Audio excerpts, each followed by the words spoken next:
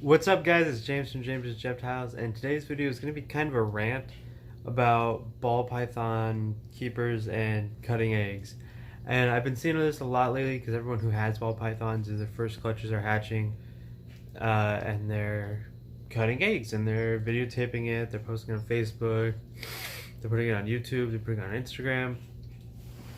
And I have a lot of problems with this. And I talked to a personal friend who bred ball pythons for the first time this year, and they cut their eggs and they took pictures of them in the egg and they were asking what they were. And I asked them, I said, well, why did you do it? Why do you cut the eggs? And of course I know what the answer is. I want to see what they say. And what they said is that ball pythons don't have a strong egg tooth, or sometimes they don't have an egg tooth, and it's really hard for them to get out of the egg because of that deformities. So they just help all of them out of the egg, and that way there's no chance of them not coming out. And I said, well, if you don't cut the eggs and the ones that have that deformity die off, and Darwinism pushes the ones that can make it out themselves forward, and eventually if you just do it enough times you won't ever have to cut eggs and you can just help them all out.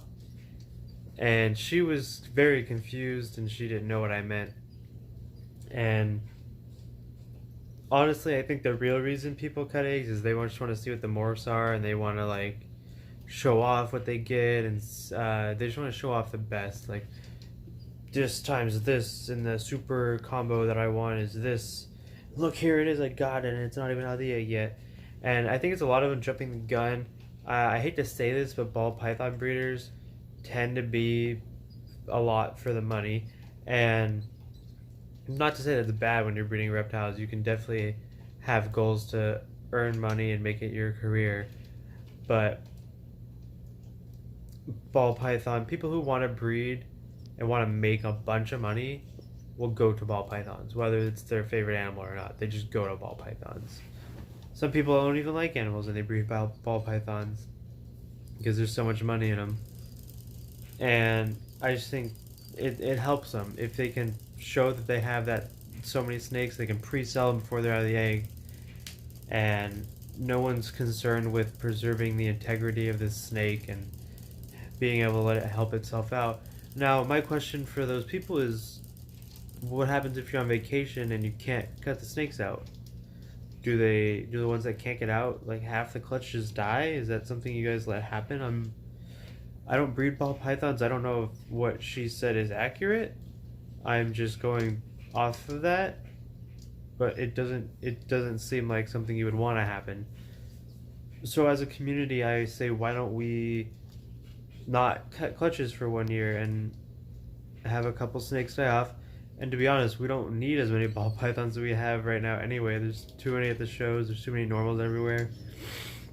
They're all too cheap. We could do with a thin year, and everyone takes a loss on that year. Not a loss, but you keep a couple clutches and you let them do that, different morphs, and strengthen the bloodline of all your morphs, honestly. Make them all figure everything out on their own. Now, of course, I don't like to rant, but another thing, sorry, the video's gotta be like 10 minutes, and I've been slacking on that. I really have. Honestly, putting out a video every day takes a lot of effort, especially thinking of a topic and doing that thing. You know, some days I don't want to take certain animals out, but I haven't seen that animal in a while, and I don't want to do another video on all the animals I already done videos on.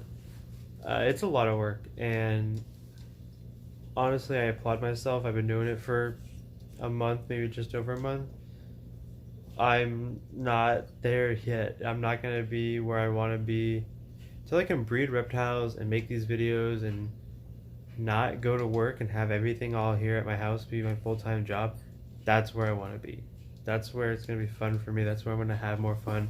I'll be able to put out better, more entertaining videos. Thinking about doing a second channel, even maybe. You know, if I'm making good income with the reptiles, I'd like to work with cars or something like that. I think that'd be really cool. Reptiles are my main love, but I do love exotic cars. I'm not big on working on cars, just having them, showing them off. There's all sorts of other stuff I'm into. I mean, I'm a guy. I'm into a lot of things, a lot of hobbies, shooting guns, playing with knives. I don't fish. That's one thing I don't do is I don't fish.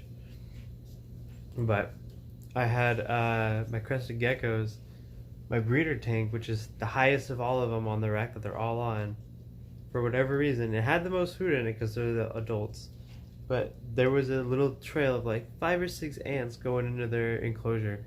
Scared the heck out of me. I took the food out. I killed all the ants with my finger, and I sprayed the base of the base of the cabinet stand thing that they're on. And it just kind of like everything's been reinforcing that I want to move everything into the living room. My roommate's moving out. My sister's sleeping in the living room right now. She'll be taking his room when he moves out in a week. And I'm gonna clean up the living room a lot, clean everything off, vacuum a lot, and I'm gonna move this cabinet with all my crested geckos out there. I'm gonna clean everything that's not crested geckos off it, or I'm gonna get another one of those metal racks and just put all my cresteds on it out there, and the roaches will go out there, the leopards will go out there. I'm gonna build my mouse rack and put it out there. I'm hoping I'm gonna build my mouse rack. I've been thinking I don't want to do it for random reasons. One, I'm in an apartment, and if they came in and saw that wooden mouse rack, I don't think they'd be happy. But I'd like to move that. This big empty 40-gallon, I took the couple lizards out. I want to move that. I want to put their tank on the metal rack when I do end up doing that, and get them out of here and maybe get them breeding. That'd be really tight. I'll put a breeder, not a breeder box, but maybe I just put that 40-gallon on top. I wonder if that would fit. I'm gonna have to measure that. Because I can put that on top and put like 6 bluebellies in it and have a basking side and a cool side and a lay box. That would be awesome. That would be legitness right there. What else is going on? Sacramento Reptile Show is getting really close. This year it will not be at the Sacramento Convention Center. It will be at Cal Expo because Sacramento Convention Center is remodeling. It'll be closed this year and next year, so Cal Expo the next 2 years, which is good because it's a big show, and honestly I think they should think about expanding, which I can't imagine where they would do. It might have to be at Cal Expo if they did expand, but I'll be vending that show. Me, Armando Palacios, Glenn from Glenn's Reptiles, Legless Excellence, and probably my boy Trent from Trent's Reptiles. We'll all be vending. We'll share like 2 tables, so everyone will have a half table. Glenn and Mondo are really like, they've been doing snakes for a while. Glenn especially, I'm surprised he's not getting his own table for the Sacramento show. I think the shows just aren't as good for him and his high price snakes because he sells most of them online, but for us more common folk with our cheap geckos and are just getting started, we don't have enough to fill up a whole table. It makes more sense to do shows than to start posting online. But I think after this show, I'm gonna throw $100, $150 into like be at the show and put everything in cups and spend my weekend out there instead of working. I'd like to make a profit of maybe $300, and that way I can start shipping, and I can order my shipping supplies. I can post a couple of geckos online and just see if anyone's actually interested in them. And once I get the lily whites going, those will all be selling online for sure. Those I can't really sell at shows. So when mine starts having eggs, I want to have a little bit saved up, make sure I can ship them, make sure I have the money to ship them. And of course, like the first couple I'll hold back, or the nicest ones I'll hold back for myself. Because that's another thing with animals I've been noticing.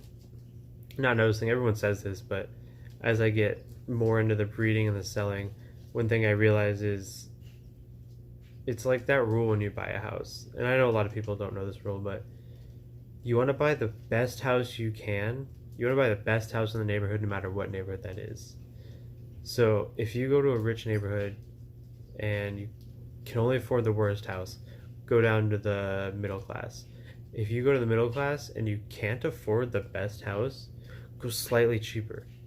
Go cheaper until you can afford the best house with a little leeway. Obviously, it's a house. You don't want to stretch yourself too far, but you want to have the best house on the block for the nicest, most expensive block you can. And it's like that with reptiles too. Say you want a lily white, but you can't afford the best of the best. You can maybe swing $500 for like a cheap one from some random guy on Fauna, but you can't afford a Tiki's gecko like $2,000 lily white that's almost all white, and maybe it's almost full grown already. You can't afford that. Don't buy lily whites. Go down to Super Dalmatian or Quad Stripes or something. Maybe you can't buy the best one of that, so you go down, you buy the best Flames or Harlequins, because those don't really go for as much. And buy the best. And try to get adults if you already know what you're doing, but buy the best. Same with snakes. If you can't afford the best of the most expensive snakes, get a cheaper snake. And make sure you get the best example of that snake. If you want to focus on ball pythons, if you can't get the best example of that morph, pick a slightly cheaper morph and get the best example. You will work a lot less if you do this. Let me explain. So the way it works is if you buy mediocre geckos, but you buy a lot of them and you're just trying to make it as much, you can get as much as you can afford, which is kind of what I did. Not really. I bought some pretty nice geckos, but they're not high end. And I'm gonna be honest, it's a struggle selling them. I haven't sold any on Facebook. I'm pretty much banking on the Sacramento show. And if I were to have bought like Super Dalmatians or something else and posted on Facebook, just pictures, they would sell themselves. But my geckos, I can post them and mark them down and put them so cheap that I don't make a profit, and people won't even look at them. And the reason for that is people want the best of the best.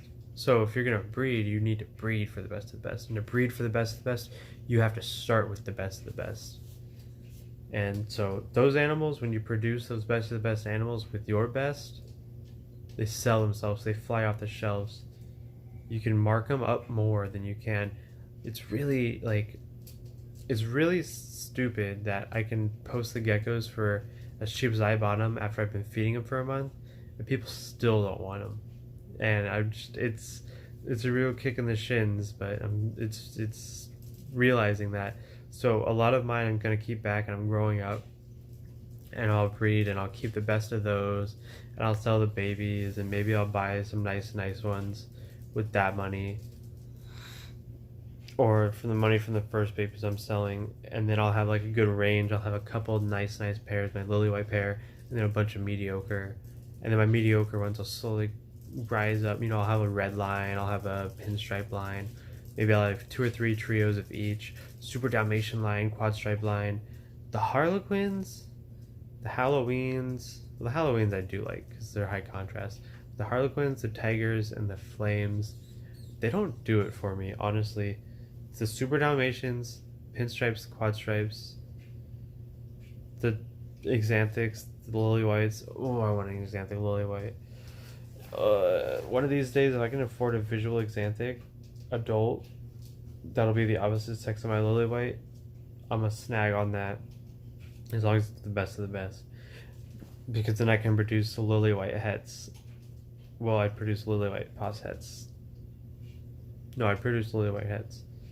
So I'd have 50% het Exanthic and 50% lily white het Exanthic, which I would keep the het Exanthics for just an Exanthic line, and I'd breed the lily white Exanthics back to the other. Hopefully it'd be a male. Hopefully my lily white's a male. It's a confusing thing. It depends on how it works. Either way, it's a win and a loss. It just depends. But lily white Exanthics, it'd be really tight to have some after just a couple of years of them being out, and they'd still be, $4 or $5 grand for a lily white Exanthic. That'd be tight if I could get on that project real quick, just by buying a $5 grand Exanthic, breeding it that year, raising the babies up, and then breeding them back to each other. And then once you have the lily white Exanthic, you breed that to an Exanthic, and you have 100% xanthics and 100% or 50% xanthic, 50% lily-white xanthic, and that's the goal. This has been a big rant about reptiles and about ball pythons and what animals to buy and how I'm going to rearrange my stuff when everything settles down. I hope you enjoyed. My name is James from James's Reptiles. Follow me on Instagram, Twitter, Facebook, gmail.com, and like, subscribe, and I'll catch you later.